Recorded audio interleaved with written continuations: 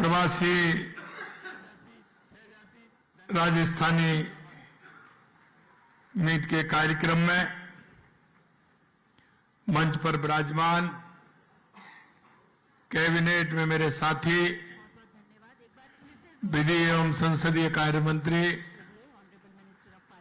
श्री जोगाराम जी पटेल साहब, हमारे पाली के बाली विधानसभा से विधायक भाई पुष्पेंद्र जी राणावत साहब, जालौर के आवर से विधायक भाई छगन सिंह जी राजपुरोहित साहब, हमारे राजस्थान फाउंडेशन सूरत चैप्टर के अध्यक्ष भाई श्याम राठी जी, हमारे प्रमुख शासन सचिव उद्योग वाणिज्य आलोक गुप्ता जी, अध्यक्ष CII दक्षिणी गुजरात क्षेत्रीय परिषद हेतुल मेहता जी, हमारे दिनेश जी, कैलाश जी, विक्रम जी, अनिल जी और मेरे सामने बैठे ओझा जी, हमारे नितिन जी, पुंगलिया जी, हमारे लखोटिया जी, सभी हमारे अधिकारीगण, और यहाँ मैं काफी हमारे ऐसे सभी भाइयों को मैं जानता हूँ, कुछ से काफी नजदीकी से परिचय भी हुआ है, और मैं कह सकता हूँ कि मुझे आज ऐसा ही नहीं लग रहा है कि मैं गुजरात आया हूँ। मुझे ऐसा महसूस हो रहा है कि मैं राजस्थान में ही बैठा हूँ, क्योंकि आप सभी राजस्थान की उस मिट्टी से हैं। सबसे पहले तो मैं आपको धन्यवाद देना चाहता हूं कि आपने अपनी मिट्टी के संस्कार, विचार, उनको पूरे देश और दुनिया में पहुंचाने का काम किया है। इसके लिए मैं सभी राजस्थान वासियों की तरफ से आपको बहुत बहुत शुभकामनाएं देता हूं, क्योंकि प्रवासी राजस्थान समुदाय एक ऐसा समुदाय है जो हमेशा अपनी मिट्टी से और अपनी संस्कृति से जुड़ा होता है। मित्रों, राजस्थान देश का सबसे बड़ा राज्य तो है ही, लेकिन अगर एक तरफ से हम देखते हैं तो वो शक्ति और भक्ति की भूमि भी है। वो महाराणा प्रताप की भूमि है, महाराजा सूरजमल की धरती है। वो त्याग की मूर्ति पन्नादाय की धरती है, तो भक्ति की मूर्ति मीराबाई की धरती है। अपने आप को पर्यावरण के लिए कुर्बानी दे दे ऐसी अमृता माता की धरती है।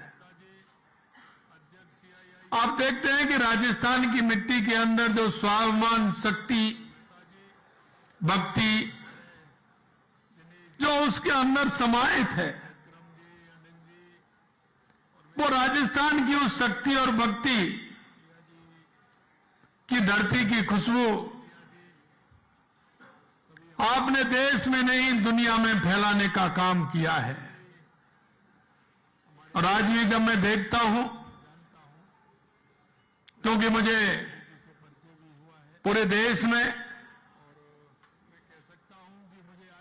हर प्रदेश में जाने का अवसर मुझे मिला है, मैं प्रवासी भाइयों से मिला हूं और दुनिया के भी कई देशों में जाने का मौका मिला है। हमेशा मैंने देखा है कि राजस्थान के जो मेरे प्रवासी भाई हैं, उन्होंने अपनी राजस्थान की मिट्टी की खुशबू जहां भी गए वहां उन्होंने बिखेरने का काम किया है। सबसे बड़ी खुशी मुझे इस बात की होती है, क्योंकि जाते हैं अपने उद्योग के लिए, व्यापार के लिए, लेकिन लेकिन उद्योग और व्यापार को भी वो मन से करते हैं। लेकिन धन्यवाद मैं इस बात का देना चाहता हूं कि कोई भी मेरा प्रवासी भाई, हर भाई हमारा किसी ना किसी सामाजिक सरोकार के कार्य से जुड़ा होता है। कहीं भी हम देखते हैं कि शिक्षा के मंदिरों से जुड़े हुए हैं, चिकित्सा के मंदिरों से जुड़े हुए हैं,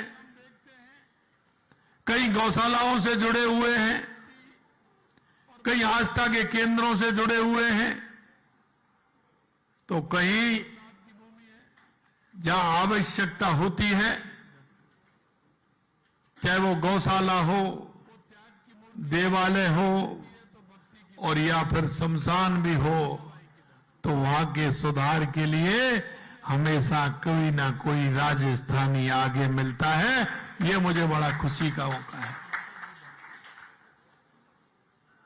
क्योंकि जब मैं महाराष्ट्र के अंदर गया तो कई जगह जाने का मौका मिला, तो जहां भी जाता हूं मैं कहता हूं साहब गौशाला हमारी बहुत अच्छी चल रही है। तो मैं गौशाला पर जाकर के देखा तो उन्होंने कहा छोटी सी गौशाला है और गाय 5000 है। 5000 की गाय को भी वो छोटी सी गौशाला कहते हैं, और उसका संचालन किस तरह से करते हैं मैंने पहली बार देखा कि जिस तरह से उसका संचालन उन्होंने कर रखा है। ये ऐसे नहीं है, क्योंकि हमारे पूर्वजों की थाती है, हमारे अंदर हमारे पूर्वजों की इति है। यह प्रेरणा जो हमें मिलती है वो उन्हीं के कारण मिलती है।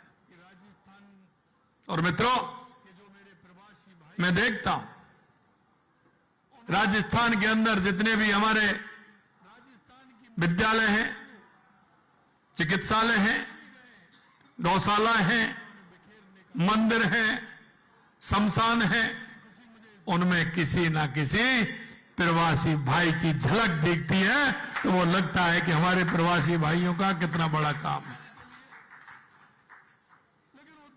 अभी मैं जब पहले सूरत आया था, मैंने देखा कि सूरत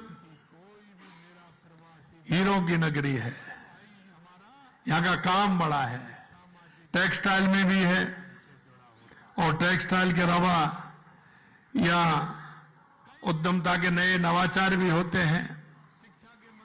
लेकिन मैं धन्यवाद देना चाहता हूं देश के यशस्वी प्रधानमंत्री नरेंद्र मोदी जी को, क्योंकि अगर उनकी दूरदृष्टि आप देखेंगे, क्योंकि हमें ध्यान है 2003 में जब वो यहां के मुख्यमंत्री थे, नर्मदा नहर का काम चल रहा था, राजस्थान से किसी भी तरह की कोई मांग नहीं आई थी, कोई मांग नहीं थी। लेकिन उन्होंने राजस्थान को नजदीकी से देखा था, क्योंकि पड़ोसी राज्य है, तो उन्होंने कहा कि राजस्थान के लोगों को भी नर्मदा का पानी मिलना चाहिए, तो उन्होंने हमारे जालौर और बाड़मेर के लिए नर्मदा का पानी देने का काम किया। यह बात मैं आपसे इसलिए कहना चाहता हूं कि हमारे अंदर यह तो था कि राजस्थान के अंदर पानी मिलना चाहिए। माननीय हमारे प्रधानमंत्री जी ने चाहे हमारी ईआरसीपी की योजना हो, तुरंत उसको लागू किया, चाहे हमारा यमुना समझौता हो, जो दशकों की मांग थी। क्योंकि आप ये भी जानते हो कि राजस्थान में सबसे पहली आवश्यकता है तो वो पानी की होती है। और जब हमारी सरकार बनी थी, और सरकार बनने पर हमने रोड मैप बनाया कि राजस्थान के विकास के लिए क्या आवश्यक है, तो हमारी पहली आवश्यकता पानी की थी, दूसरी आवश्यकता हमारी बिजली की थी, तीसरी आवश्यकता हमारी उद्योग की थी, और चौथी आवश्यकता हमारे युवाओं को नौकरी देने की थी।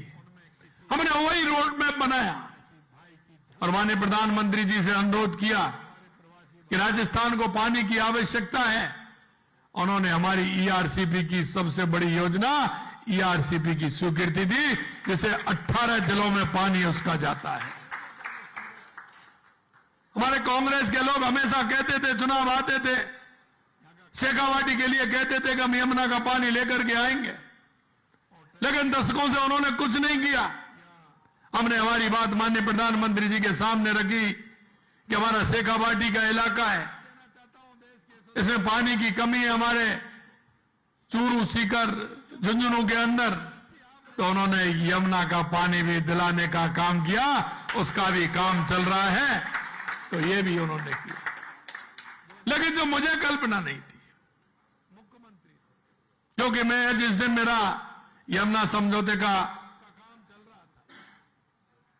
समझौता होना था, एमओयू होना था, तो मैंने सीआर पाटिल जी से निवेदन किया कि हमारा एमओयू होने वाला है, तो उन्होंने हमको बुलाया। वहां के पूर्व मुख्यमंत्री मनोहर लाल खट्टर जी और मैं और सीआर पाटिल जी और हम सब वहां बैठे थे।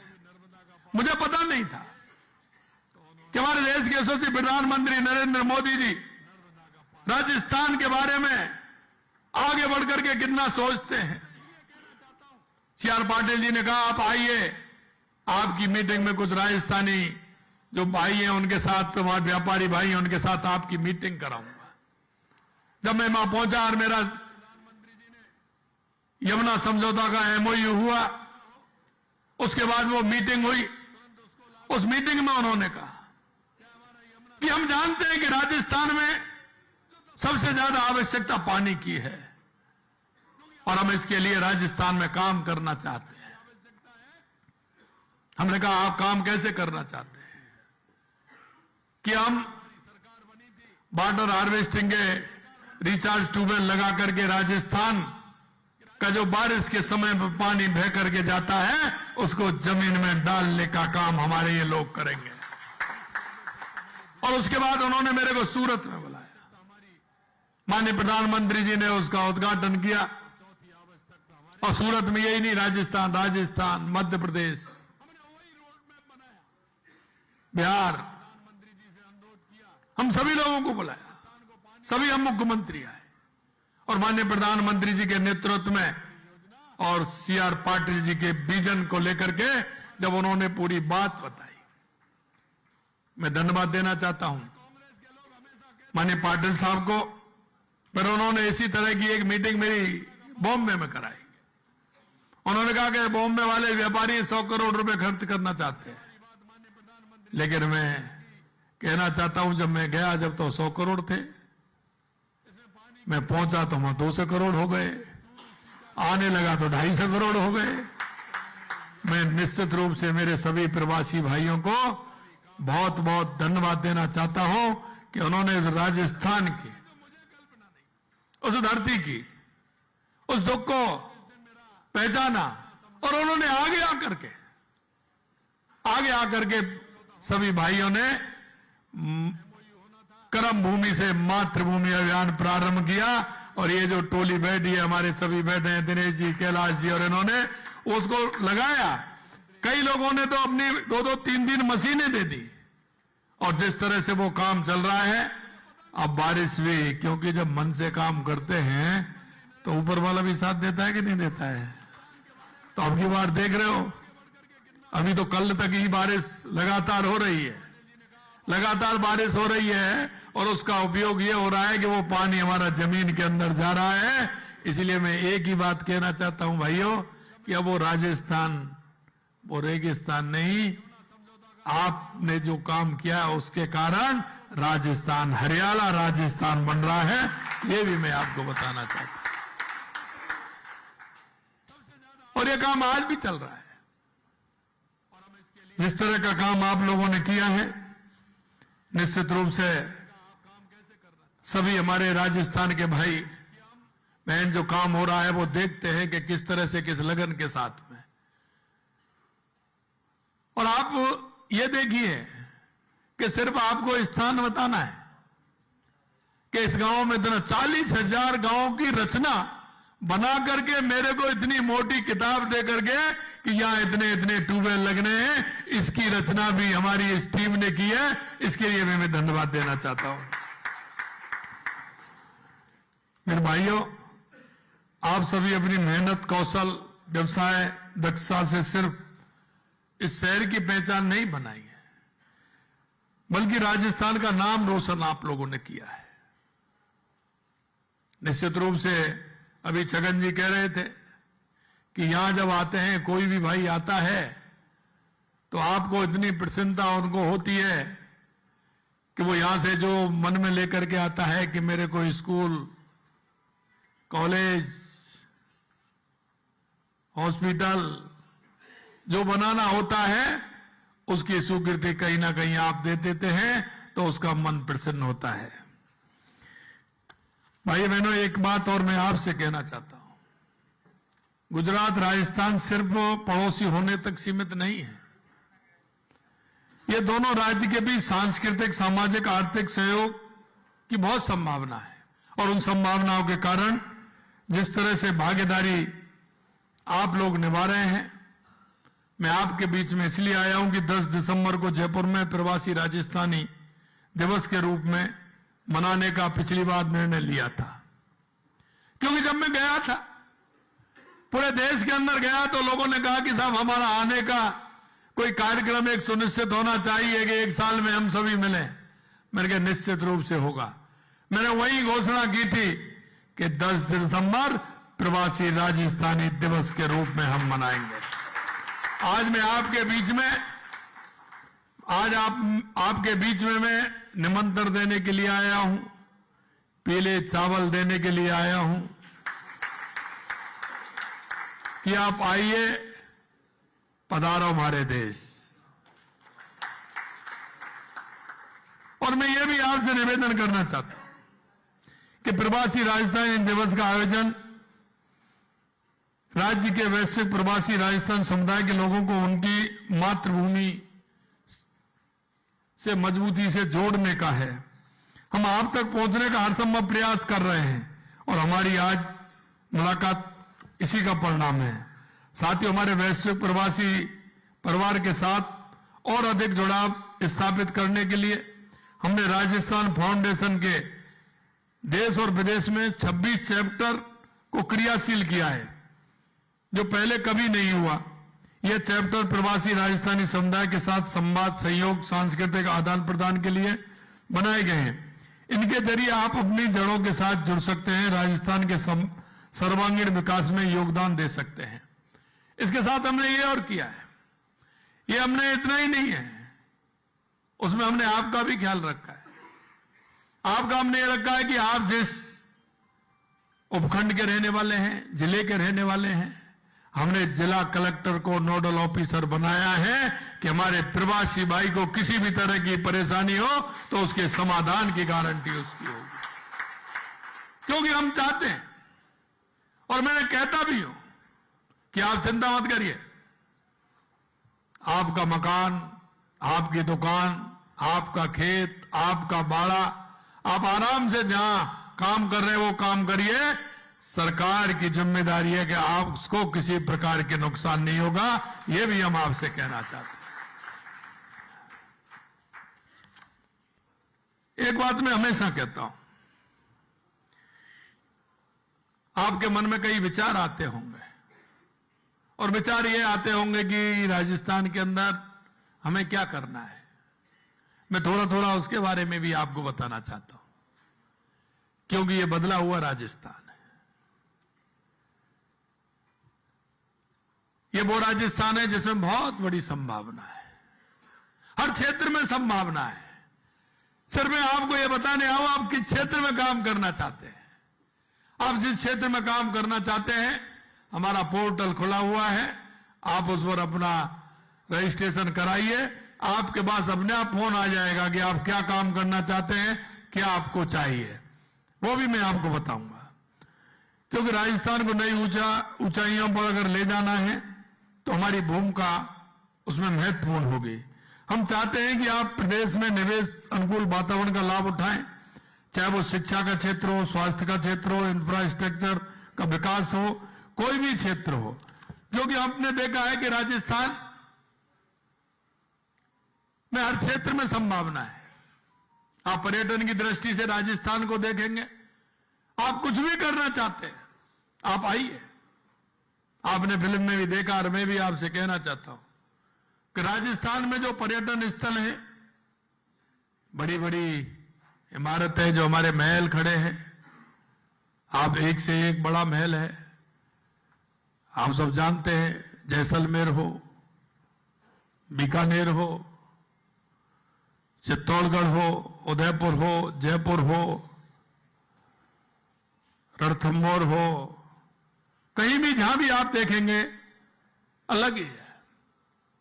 आप प्राकृतिक सौंदर्य, आप अगर एक दृष्टि से देखें तो पूरे भारत की देख लीजिए। यहां डेजर्ट भी है तो झीलें भी है, झीलें में है तो आप देख रहे हैं कि वाइल्ड लाइफ भी है, पहाड़ों के ऊपर महल भी है, और अगर आप खूबसूरती देखना चाहते हैं तो शेखावाटी की हवेलियां भी है।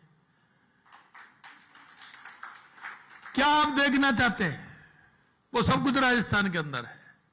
अगर आप काम करना चाहते हैं तो आप देख सकते हैं कि राजस्थान के अंदर राजस्थान में 35 लाख करोड़ के काम हुए और 7 लाख करोड़ के काम ये अभी तो साल भर नहीं हुआ है, 10 दिसंबर को होगा। 10 महीने हुए हैं अभी, 10 महीने में 7 लाख करोड़ के काम धरती पर, जमीन पर उतर गए।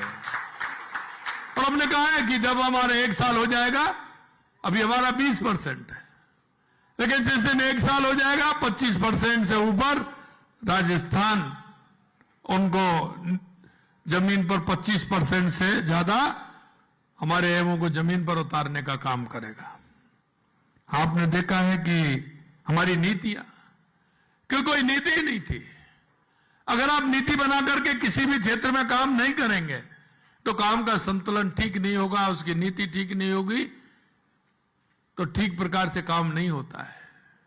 हमारे ये नहीं है कि शकल देख करके काम करें, हमारा नीतियों से काम होता है।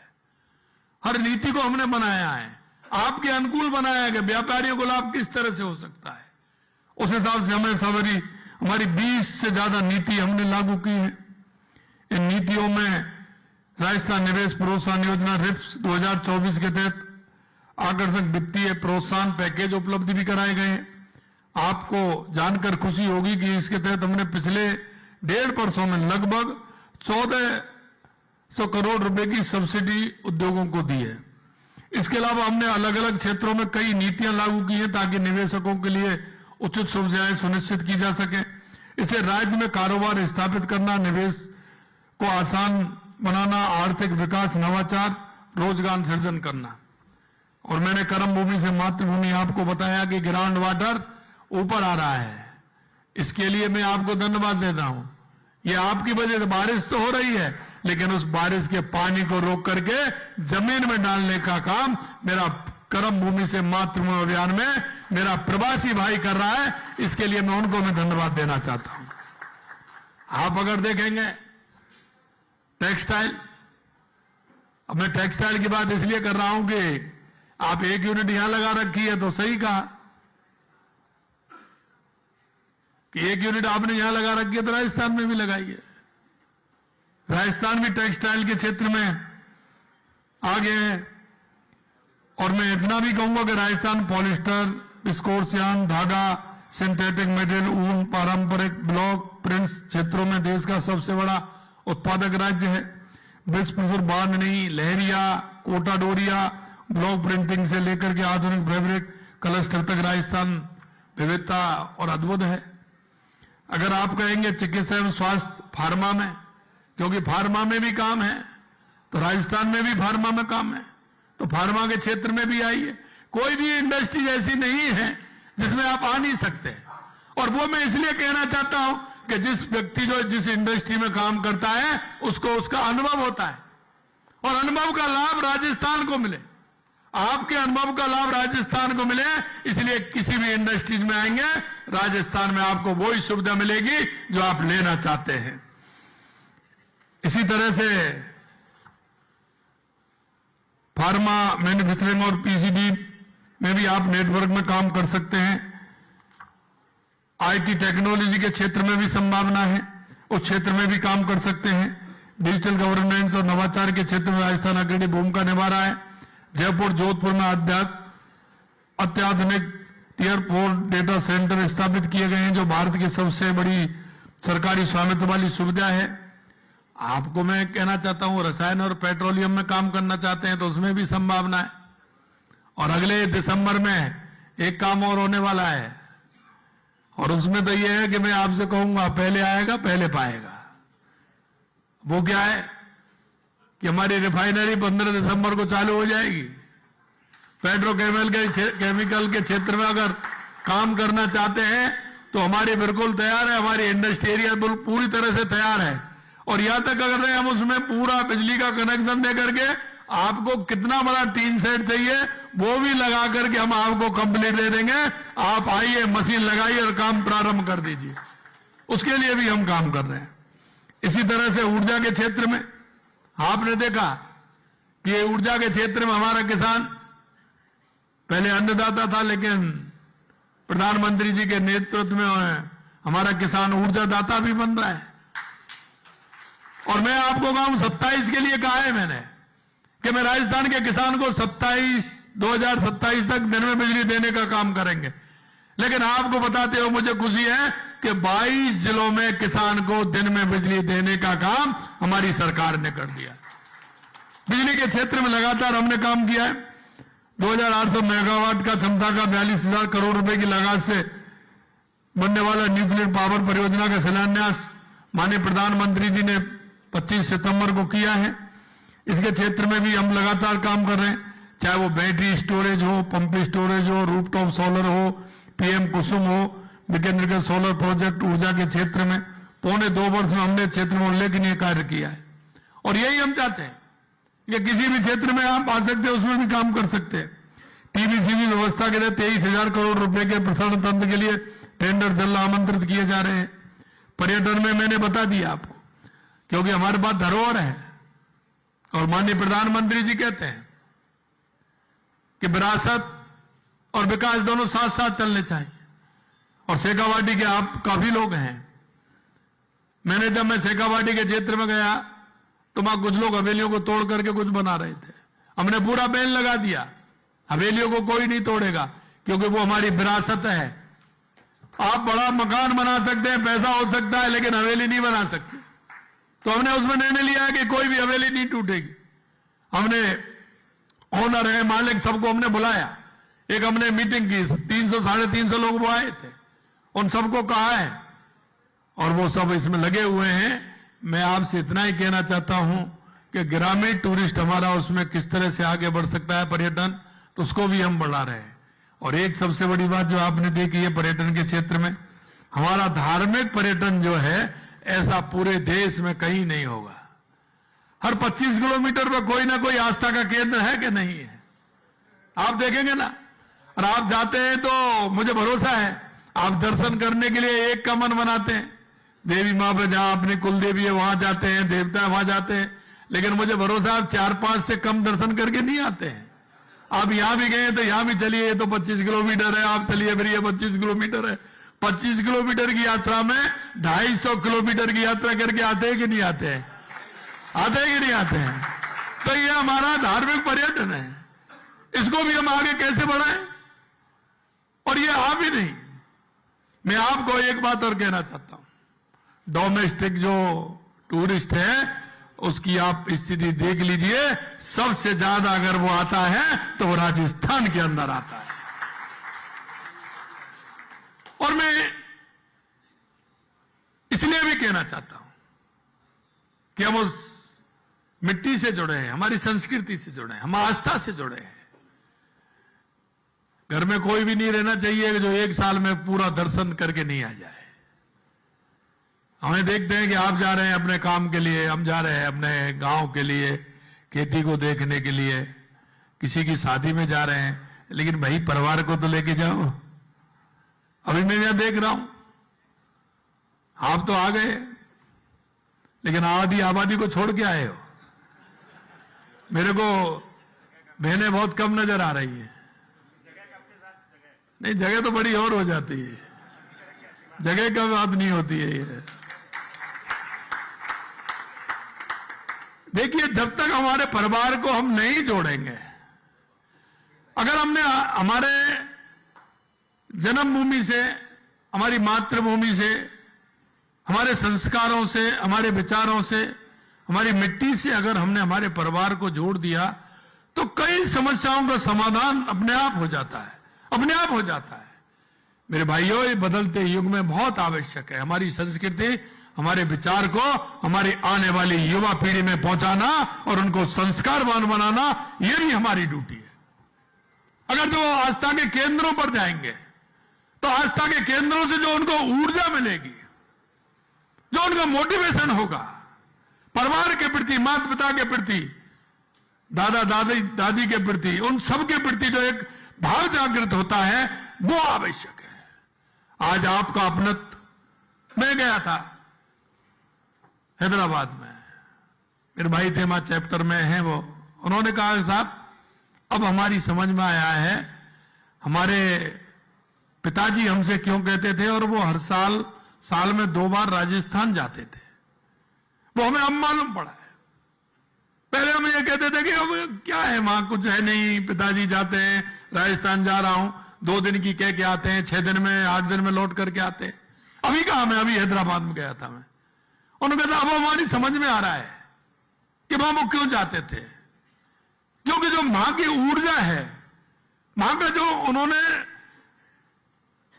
मिट्टी का जो प्यार है, वो जो दुलार है, मां की जो संस्कृति है, वो 2 दिन की कह के आते थे, 6 दिन में जाते थे, लेकिन पूरे साल की ऊर्जा लेकर के वो जाते थे, पूरे साल वो ऊर्जा देते थे।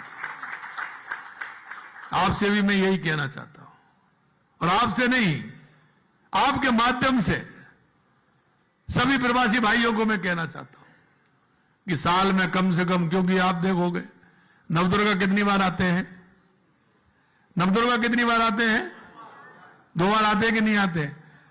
तो माता जी से प्रणाम करने 2 बार जाओगे कि 1 बार जाओगे? जाना चाहिए कि नहीं जाना चाहिए? तो इसलिए मैं कहना चाहता हूं, हर मेरे भाई को कम से कम 2 बार तो अपने राजस्थान आना ही चाहिए, वो भी परिवार के सहित आना चाहिए, ये भी मैं कहना चाहता हूं। मित्रों, हम देखते हैं आज हमारे आस्था के केंद्रों को हमारी सरकार ने जिस तरह से संभालने का काम किया है, आप आओगे आपको अलग ही मिलेगा। हमने खाटू श्याम के लिए 100 करोड़ रुपए, गिरिराज जी के लिए 400 करोड़ रुपए,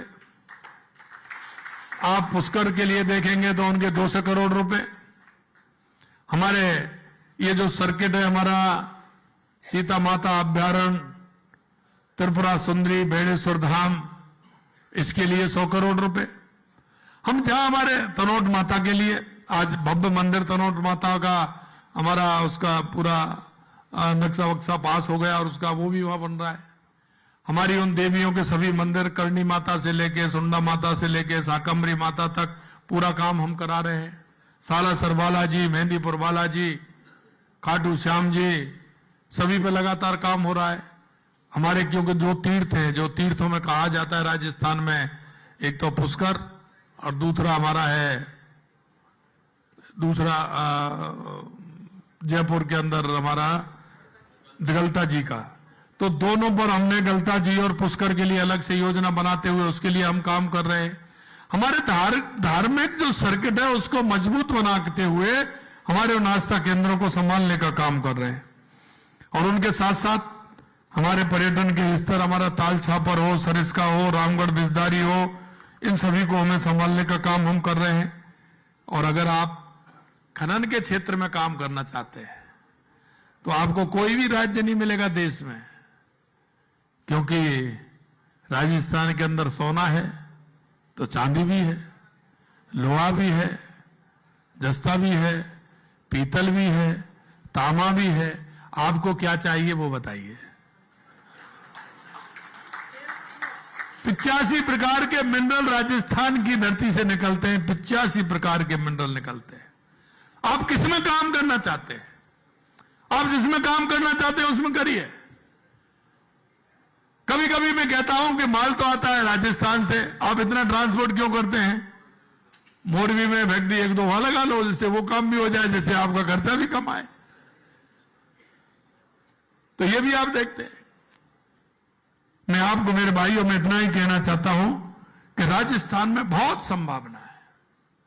मार्बल, ग्रेनाइट, अब मंदिर देखते हो अक्षरधाम बना, वो भी राजस्थान के पत्थर से बना हुआ है। जब आपने देखा है संसद भवन और राष्ट्रपति भवन राजस्थान के पत्थर से बना है, तो उससे बढ़िया पत्थर कहीं हो सकता है क्या? कोई भी मंदिर देख लीजिए, हमारी मार्बल से बना हुआ है। राम मंदिर हमारा बंसीपालपुर से बना है। सभी जगह आप देख लोगे। अगर आपको पीला पत्थर लगाना है तो जैसलमेर आना ही पड़ेगा। अगर आपको ये गेरुआ पत्थर अगर आपको टाइट लाना है तो जोधपुर से ही लाना पड़ेगा। अगर मुलायम लाना है तो बंसीपालपुर से ही लाना पड़ेगा। सारी चीज है वहां। और इसीलिए हर क्षेत्र में जहां काम करना चाहते हैं उस क्षेत्र में संभावना है। और क्योंकि आप अलग अलग उससे जुड़े हुए हैं, इसलिए मैं आपसे कहना चाहता हूं, अगर आप कहोगे कि भूमि की उपलब्धता, तो वो भी आप देखोगे कि रीको ने पिछले कुछ महीनों में 1232 निवेशकों को भूमि उपलब्ध करा दी है इन 8 महीनों में। आप आइए, तुरंत निशान लगाइए और दूसरे दिन आप जमीन लीजिए। इतनी जल्दी हो सकता है क्या कहीं?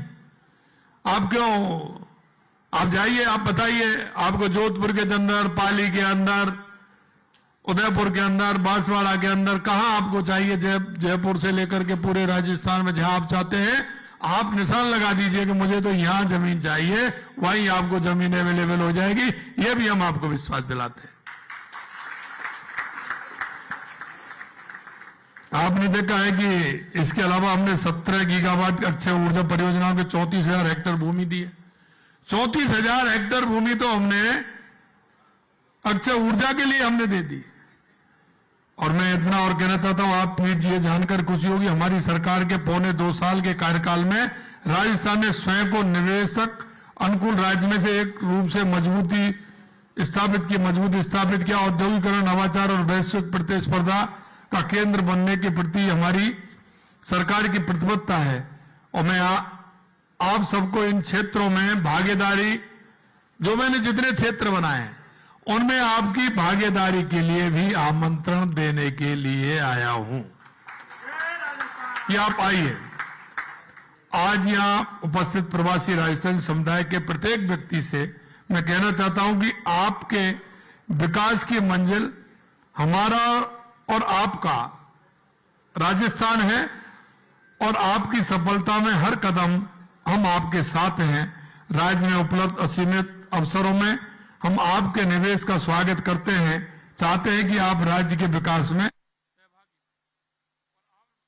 बनोगे तो निश्चित रूप से आप अगर उसमें सहभागी बनोगे तो आपको लगेगा कि हम